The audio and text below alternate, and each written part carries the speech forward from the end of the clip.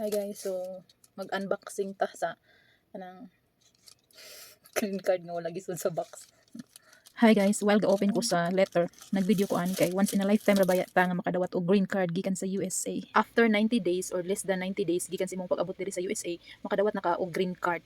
Kaning ako nakadawat ko after 2 months na nadayon na akong green card. Ang naka-advantage kung spousal visa ang inyong applyan sa imong bana, ikaw nga beneficiary, pwede na kamo trabaho inig abot sa USA.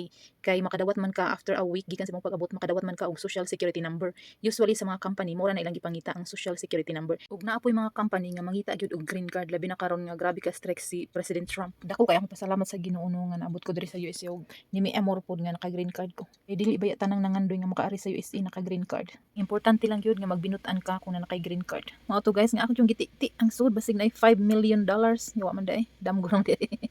Mao na guys, kung kamo nagplano mo nga maka-affam og makaari sa USA, ang una jud nimong buhaton is pag-ampo og pangayo sa Ginoo ang lalaki nga para jud nimo.